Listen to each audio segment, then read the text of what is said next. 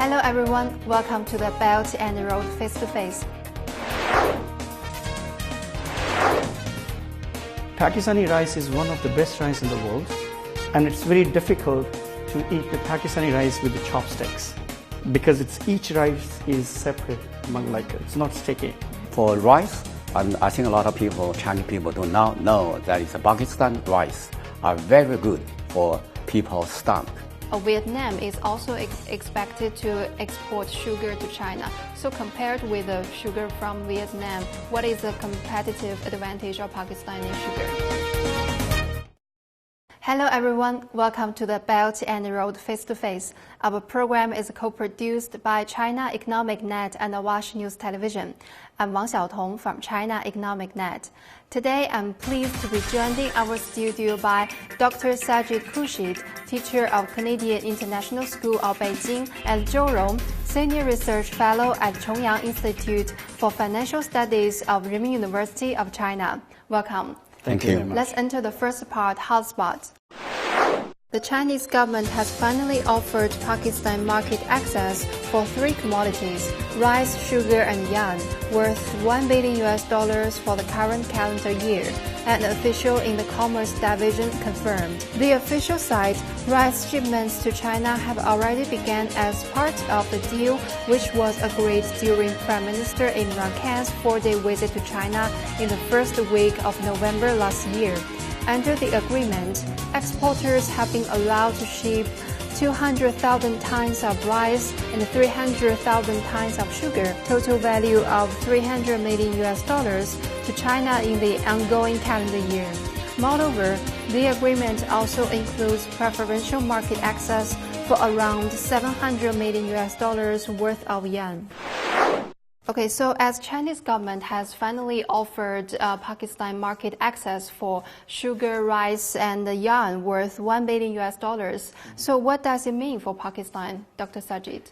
In fact, it means a lot to Pakistan because Pakistan is one of the growing economy and taking advantage from the Chinese economy, which is the second largest in the world. And Pakistan basically is an agricultural country. And its geographical location is very important in Southeast Asian countries.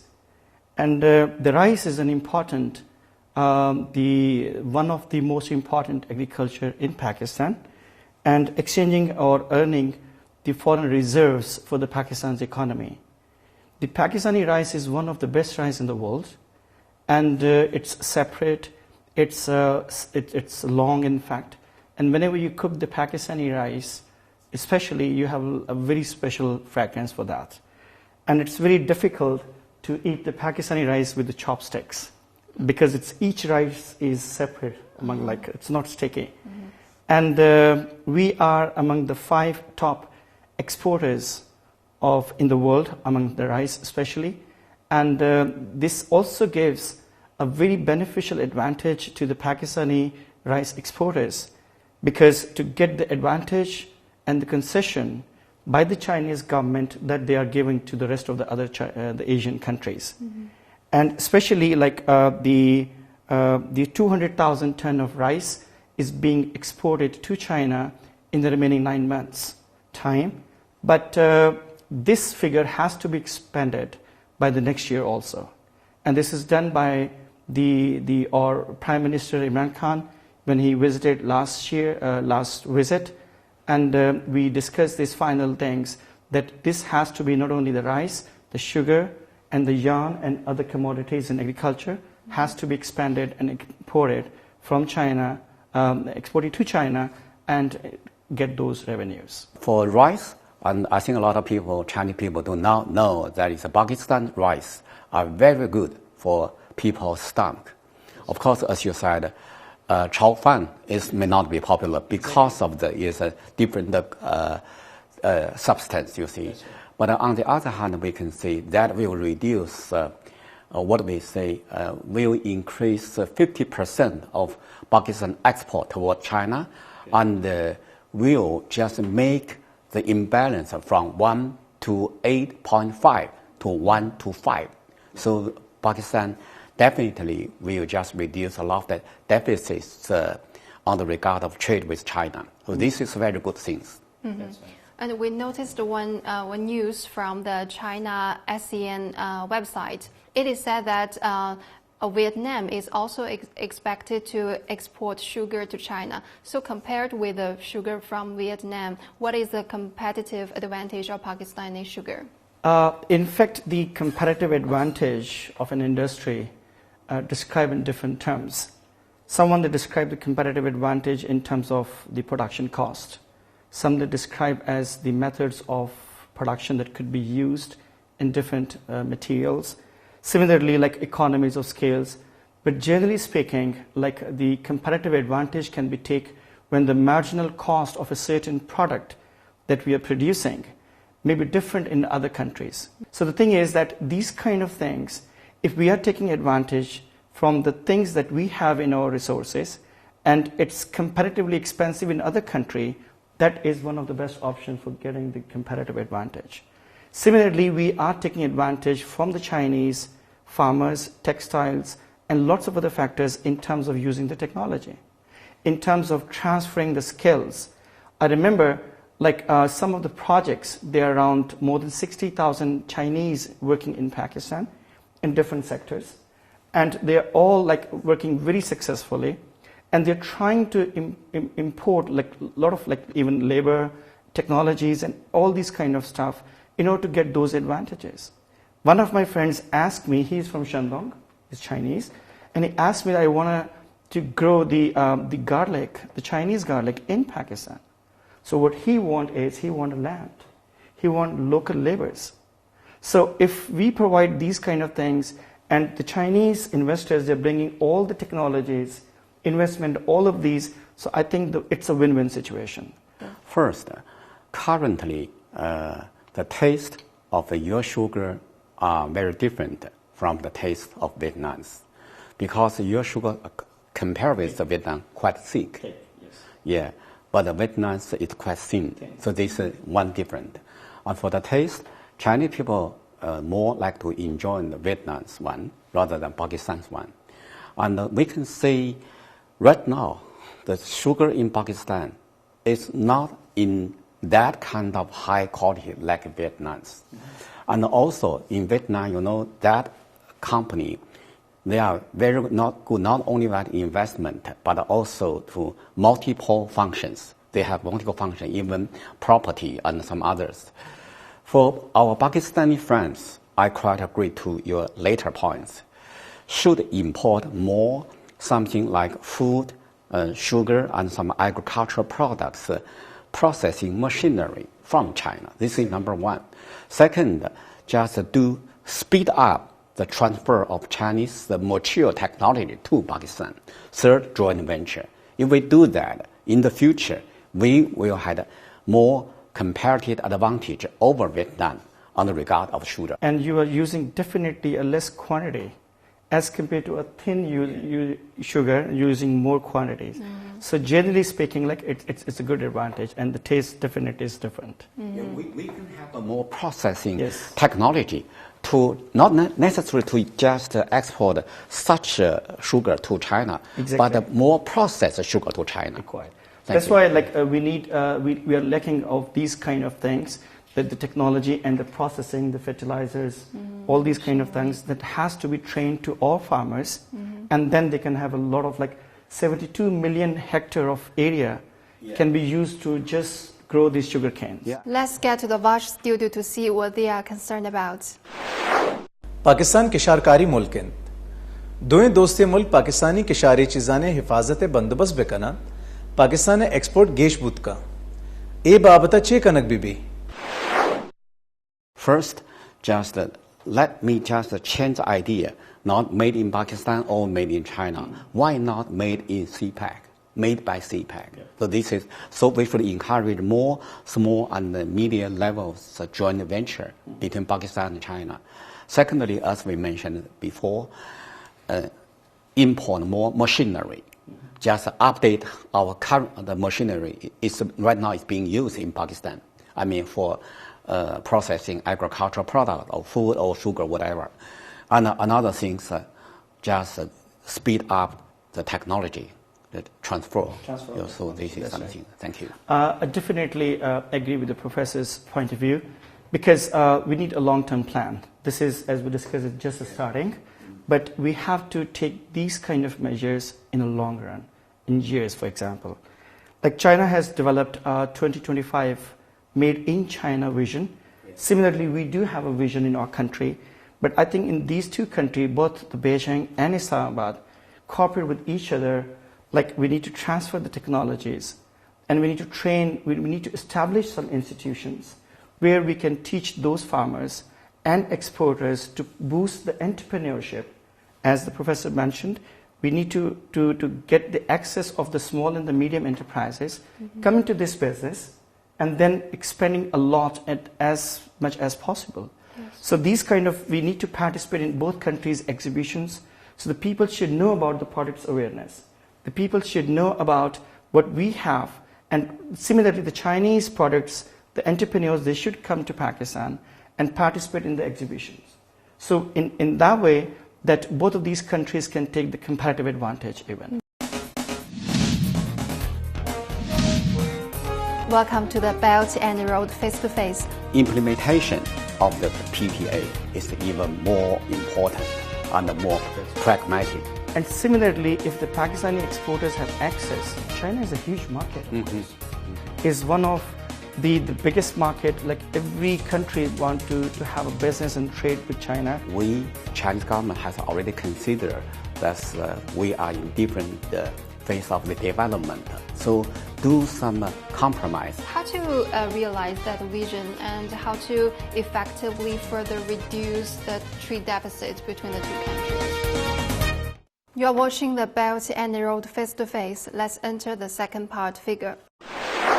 According to the latest data released by the State Bank of Pakistan, Pakistan's exports to China totaled $1.15 billion in the first 8 months of 2018-19 fiscal year, compared with $1.106 billion in the same period last year, up 4% year-on-year.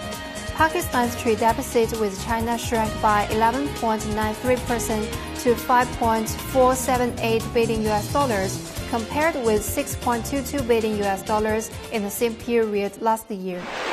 So how do you interpret this set of data, Mr. Zhou? I think that will be very encouraging. That is to say, Chinese government is doing all out to reduce the deficits of Pakistan on the regard of trade with China.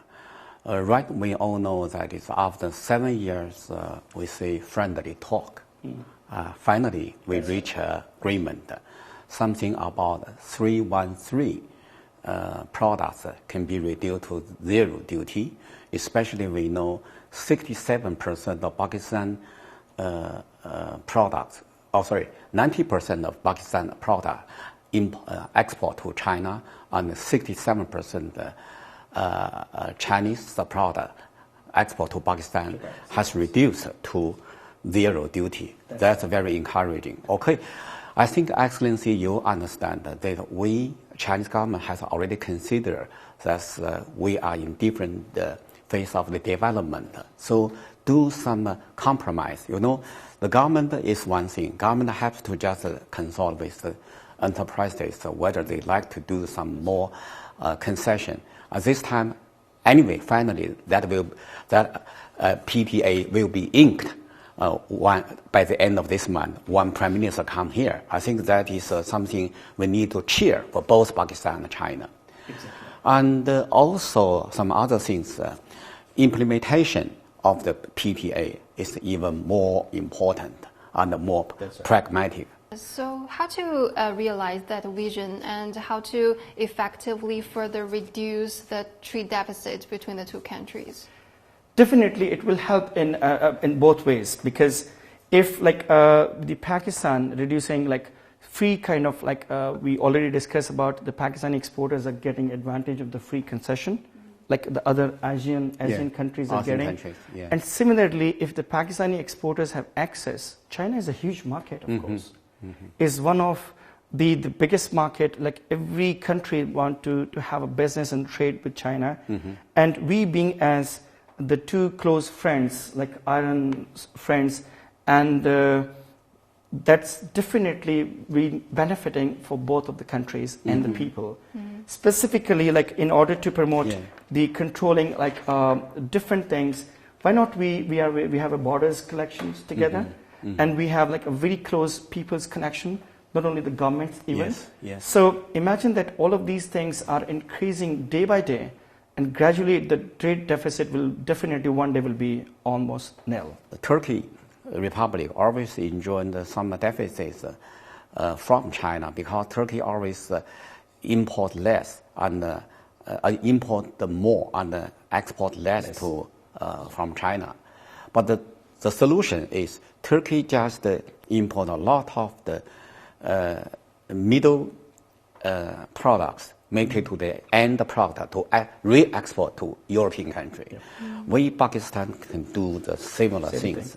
And the third thing, as you know, since we have FTA, then in the future, something like cherries, we discussed before about whether Chile always export cherry to China. In the future, and more joint venture can come to China and to discuss in which city we should do some marketing or something. And also another thing, remember the two things. One is Beijing export from April 29th to October 10th.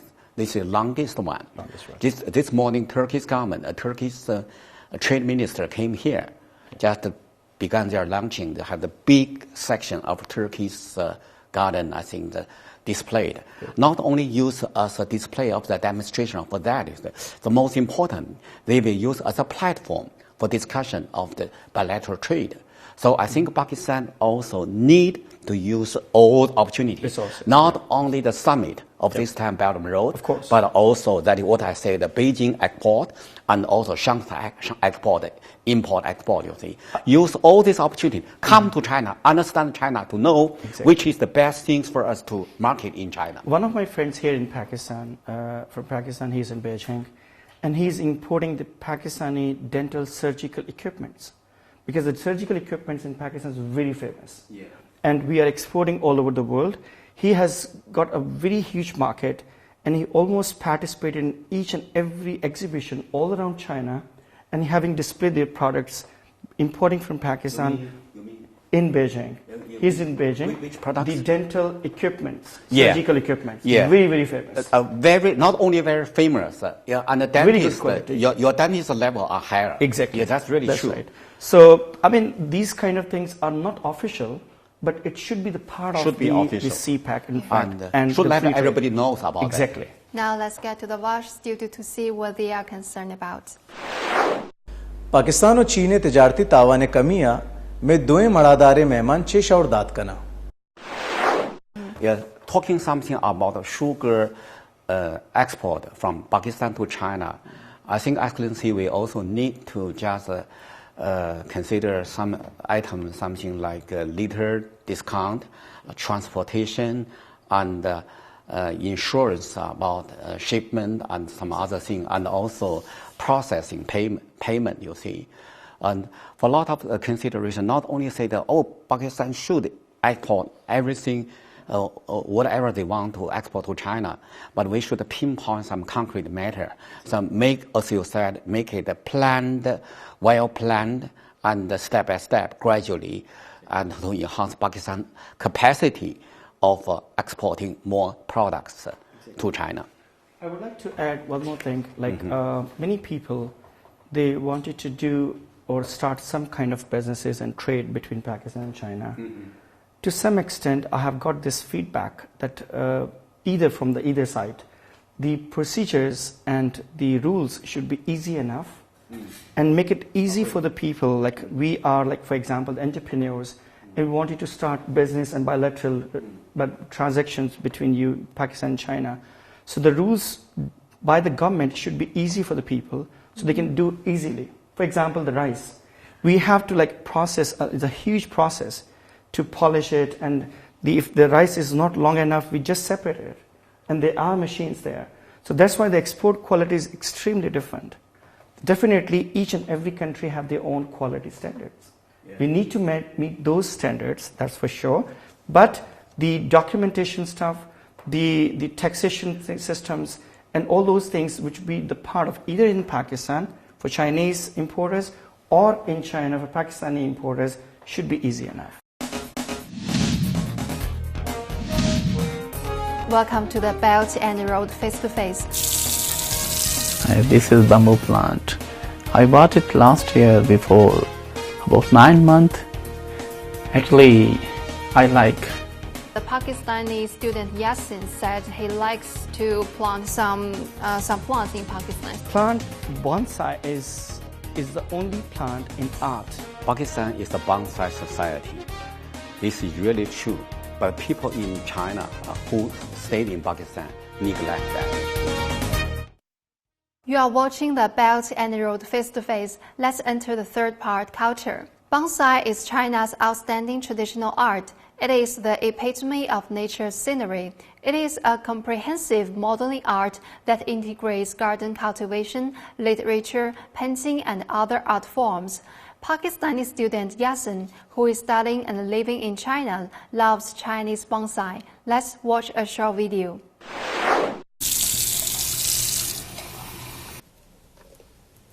This is bamboo plant. I bought it last year before about 9 months. Actually, I like very green trees and plant, so I bought it by this bamboo plant. It's beautiful.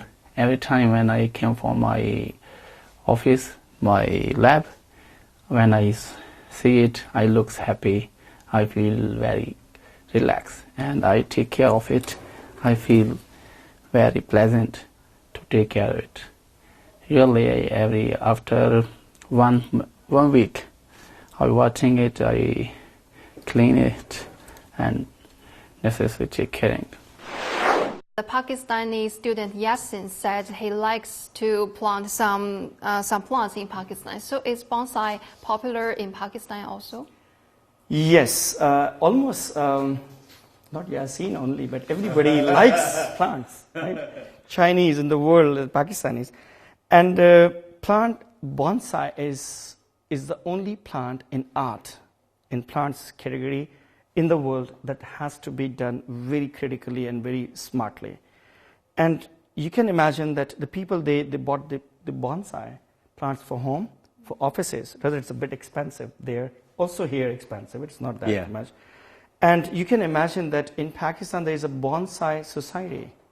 So the people who have the bonsai plants, they come up together individually and they organize certain events, some like information sessions, they bring their own products and they discuss about the promotion and enhancement of the bonsai in Pakistan.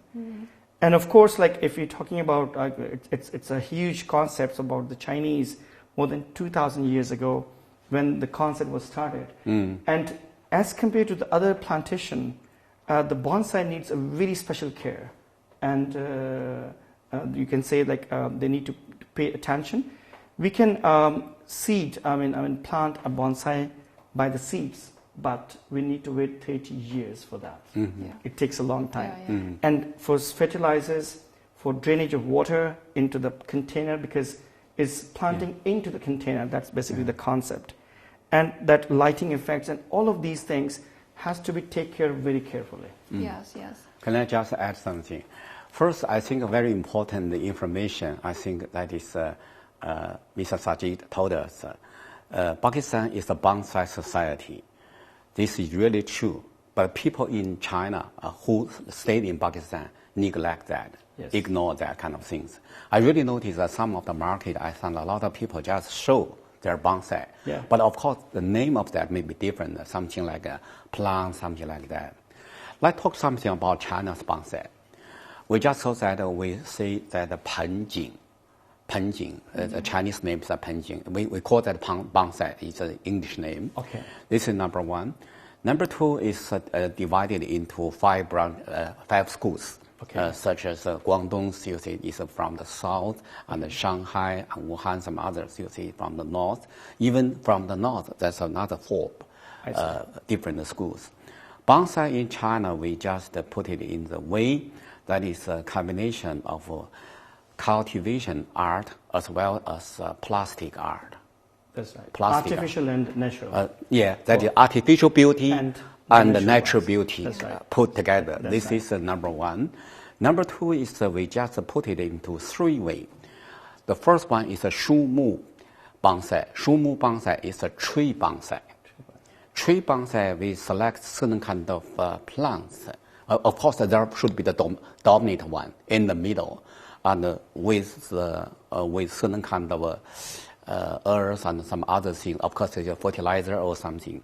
Make it just like a forest or something like that. The second one, we just call that Shanshui bonsai, which we have to do selection of a lot of rocks, shaped rocks, put it into a certain kind of container with a lot of water. Exactly. Of course, on the both sides, we need to do a lot of trimming, trimming and wiring. Especially care wiring. Required, yeah. The third one is very funny. We just call that 水旱 盆景. 水旱 means 水 means water, or we can say flood. 旱 means dry. 水旱 flood and dry together. So that is to say, it is a combination of both two kind of schools together. Let's get to the Wash studio to see what they are concerned about. अंशुश के पाकिस्तानी वजीर आजम पाकिस्तान सरसब्ज कनगे गुश्तक पाकिस्तान शाहरा डेयों कल्लगा सरसब्ज वश्य चागिर दिया दोएं दोस्ते मुल्क चे कुतकना. And of course, every nation, every country want to be green, of course. Chinese greenery is, of course, is famous. And on one side, the countries, they want more plantation. Yes. But on the other side, they cannot stop other measures. Yes. So it's almost similar. Yes. What we are doing is, like in the past 2 years, the Imran Khan, he planted 1 million trees in one of the provinces. Yeah. And he's planning to extend millions of trees all over the country. Plantation of the trees is one thing. But the other thing is, like, we should need to create awareness among people how to create a clean and green environment. For example, like here in China, they're promoting electric cars on the roads, especially in Beijing, there are a lot. Similar kind of measures has to be taken that should improve and promote in our country, in fact. Similarly, if they're all green areas should be filled, and what else should be done? It should be a roof plantation. There are lots of roof. If you look at the skyscraper's view from the airplane, you will find out there are lots of areas that needs to be covered. So even the small areas, we covered a lot of different total altogether. It impacts a lot on the environment. And also, these two countries, they need to create such kind of the exchange of the views that could strengthen the control of the toxic informations, the materials, and producing the wastes, in fact. Yeah. We should work on the reuse, recycle, recondition, instead of remaking the things. I teach these kind of things to my design technology students that how to maintain a sustainable environment, how to maintain the green society. So this is our responsibility, being as the nation people, being as the representatives, that like people, they don't care about it. They take the water bottle, just finish it and throw it into the bin. Even sometimes they don't care to throw into the recycle bin. They just straight away throw it. Instead of throwing it, they need to refill the water throughout the day.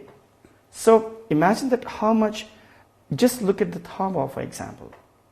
How many products, the cardboards they are using. These are very small product, and there's a big box packed inside. And imagine how much the wood they have used, how many trees they have cut. Thank you for watching the Belt and Road Face to Face, and thank you too for coming to our show today. See you next time.